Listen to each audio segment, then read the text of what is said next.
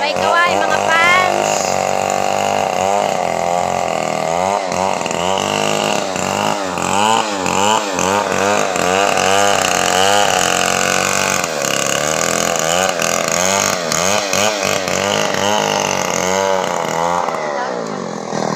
Oo nga, may lagnat si Kisses eh.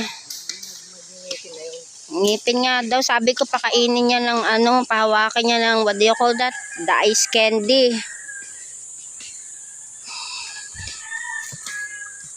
Yan po ang pinuputo dito sa ating likuran.